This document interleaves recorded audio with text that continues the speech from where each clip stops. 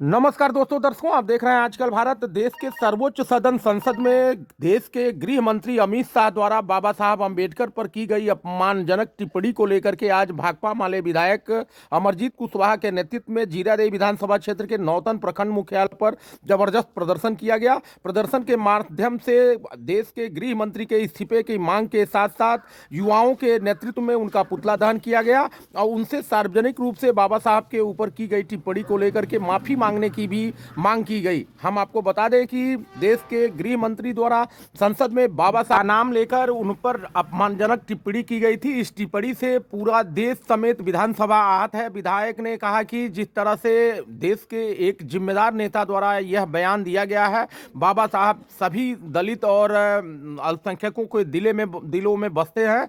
इनका अपमान भारत और यहाँ जीरादेई की जनता नहीं सहेगी। उन्हें निश्चित तौर पर सार्वजनिक रूप से माफी मांगनी होगी। माफी मांगने के मांग के साथ अमित शाह का पुतला दहन करते हुए विधायक ने इसे एक गहरी साजिश बताया और कहा कि आने वाले विधानसभा चुनाव को लेकर के हिंदू मतों के ध्रुवीकरण को लेकर के अमित शाह अभी कई तरह के खेल खेलेंगे, लेकिन इनके मंसूबे में भाकपा माले कभी इन्हें कामयाब नहीं होने देगी। उन्होंने कहा कि इस आंदोलन को और धारदार बनाने के साथ जब तक बाबा साहब के खिलाफ की गई अपमानजनक टिप्पणी को लेकर के अमित शाह द्वारा माफी नहीं मांगी जाएगी, चरणबद्ध आंदोलन चलाया जाएगा। हम आपको जोड़ते हैं सीधे इस कार्यक्रम से। कैमरा पर्सन इमरान साथ, मैं सुकुमार पांडे, आजकल भारत सिवान।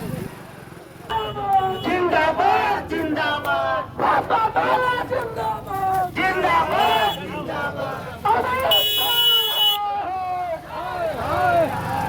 बाबा साहब का अपमान, बाबा साहब का अपमान, अमित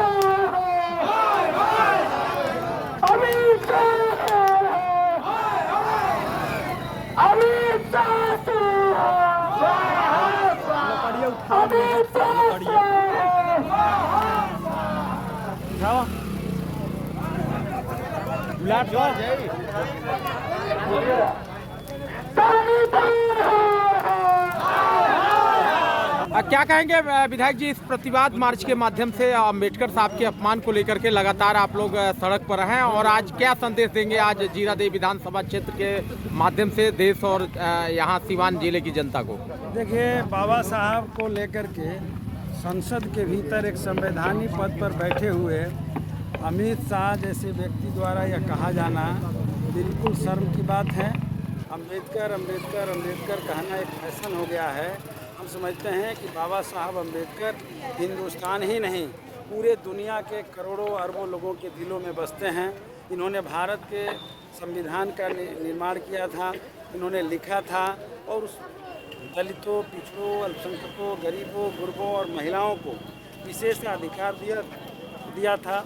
बाबा साहब के बदौलत ही आज देश के अंदर वोटिंग पावर गरीबों को प्राप्त हुए हैं और ऐसे व्यक्ति के ऊपर एक टिप्पणी करना यह साबित करता है कि आरएसएस के लोग, भाजपा के लोग बाबा साहब को नहीं मानते हैं। और हम लोग पहले ही शंका जाहिर किए थे कि अगर भाजपा की सरकार बनी तो देश में संविधान को लोग बदल देंगे और आज उस तस्वीर सामने आ रहा है कि संविधान निर्माता को ही लोग बर्दाश्त नहीं कर रहे हैं और लगातार देश के अंदर ये जो नफरत की राजनीति शुरू हो गई है, जनता के मुद्दों से कुछ लेना देना नहीं है।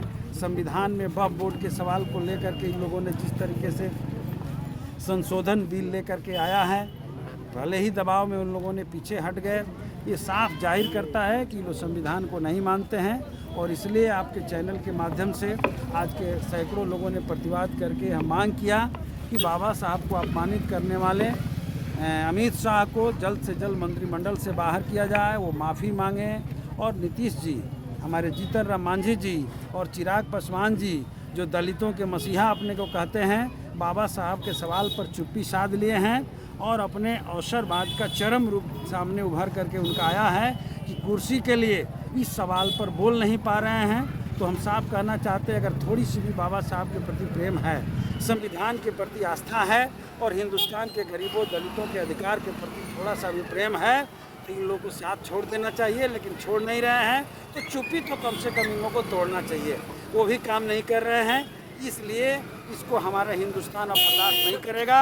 और आज गांव-गांव में बाबा साहब की तस्वीर लेकर के लोग सड़कों पर उतर रहे हैं और मांग कर रहे हैं कि बाबा साहब का अपमान अब नहीं सहेगा हिंदुस्तान। और जो लोग बाबा साहब का अपमान कर रहे हैं, आने वाले 24 के चुनाव में वैसी ताकतों को बिहार से तो हम लोग कर रहे हैं, 25 के चुनाव में, 24 के चुनाव में हम देखें कि लोगों ने धक्का दिया था। आगामी दिनों में 25 के चुनाव में उनको इस बिहार के सत्ता से भी और देश में जहां कहीं भी चुनाव होगा उस सत्ता से वैसे लोगों को सबक सिखाने का काम लोग करें। प्रगति यात्रा पर 25 तारीख को 7 तारीख को अपने सूबे के मुख्यमंत्री का सिवान आगमन हो रहा है और लगातार उनका दावा है कि हम न्याय के साथ बिहार का विकास कर रहे हैं। इस दावे से आप कितना इत्तेफाक रखते हैं? देखिए, नीतीश जी का चाहे जो दावा हो जाए, लेकिन यह सच है कि 20 सालों के भीतर बिहार पीछे गया है। बिहार के अंदर जो जातीय गणना हुई उसके रिपोर्ट उनके सामने है, हम लोगों के सामने है, जो बता रहा है कि बिहार का 34% आबादी उनकी आमदनी 6,000 रुपये से कम है। तो कुछ सड़कों को दिखा करके और कुछ पुलों को दिखा करके कोई विकास का पैमाना तय करना चाहते हैं। तो बिहार का जो नीति आयोग का रिपोर्ट है वो बिहार पिछड़ापन के दृष्टि से, गरीबी के दृष्टि से सबसे निचले पावदान पर चला गया है। यह बिहार के विकास का असली तस्वीर नहीं है और इसलिए मैं कह रहा हूं कि वो झूठ बोल रहे हैं। अगर बिहार का विकास वो चाहते हैं तो जो डेटा आया उसके आधार पर 2 लाख रुपया कहे थे देने के लिए, जल्दी से जल्दी दे दें। उसमें आय प्रमाण पत्र का शर्त क्यों लगा दिए हैं? बिहार के नौजवानों को काम नहीं है, वो दिल्ली, बम्बई और गुजरात का खाक फाँक रहा है। बिहार में एक इंडस्ट्री इन्होंने लगाया है अपने 20 सालों में। बिहार के शिक्षा व्यवस्था को इन्होंने चौपट किया, बिहार के स्वास्थ्य व्यवस्था को चौपट किया, बिहार के गरीबों की हालत बिगाड़ दी, महिलाओं की हालत बिगाड़ दी। आज जीविका बहने सड़कों पर आ गई है, 2,000 रुपये में लोग जी रहे हैं। केवल कैडर आम समूह को क्या है, आज गांव-गांव में महिलाएं लोन लेकर के और उनके घर से गाय भैंस बैल खोले जा रहे हैं। ये नीतीश कुमार का विकास का असली तस्वीर यह है।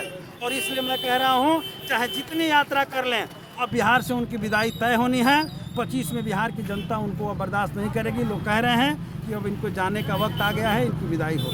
विधायक जी, कुछ एनडीए के नेता हैं जो आप पर आरोप लगा रहे हैं कि विधायक जी 4 वर्षों तक चुप थे और चुनावी वर्ष में लगातार हो हल्ला कर रहे हैं, धरना प्रदर्शन कर रहे हैं। इस पर आपकी क्या प्रतिक्रिया है? ये तो हास्यास्पद प्रश्न है। हाँ। कि उन लोगों को इतना खलबली और बेचैनी क्यों है? नहीं, अमरजीत देख रहे हैं कुशवाहा कि लगातार जीरा देई में सड़कों पर दिख रहे हैं, देख ब्लॉक रहे पर हैं कि धरना जीरा प्रदर्शन। देई में किसी का एक एनडीए नेता से हमने सवाल किया, उन्होंने कहा कि ये माले का पुराना वो है स्टैंड है, ये लोग जब चुनाव आता है तो चुनाव के वर्ष में ये लोग सड़कों पर दिखने हम लगते हैं। कह रहे हैं कि उनकी बेचैनी बता रही है कि उन लोगों का दाल नहीं गल रहा है। जी। जीरा देई में तो एनडीए का दाल बिल्कुल नहीं गलेगा। जी। और बाबा साहब अम्बेडकर का अगर अपमान नहीं होता तो आज हम सड़क पर नहीं होते। तो सड़क पर तो उन लोगों ने लाया है।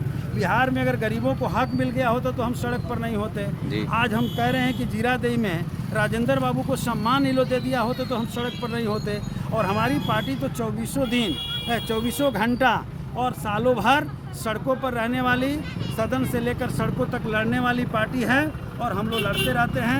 उन लोगों को अजूबा लग सकता है जिन लोगों को जनता से कुछ लेना देना नहीं, केवल चुनाव में आते हैं और माल छीट करके वोट लेना चाहते हैं। तो इस बार माल का भी लोग जवाब देगा और जीरा देई में और बिहार के भीतर से ही वैसे ताकतों का विदाई तय होगा। आज प्रतिवाद मार्च के दिन क्या कहेंगे जीरा देई की जनता से? अम्बेडकर साहब का नहीं, पूरे देश के जनता से कहना चाहते हैं कि नया वर्ष की शुरुआत हुआ है और नया वर्ष आंदोलनों से शुरू हुआ है।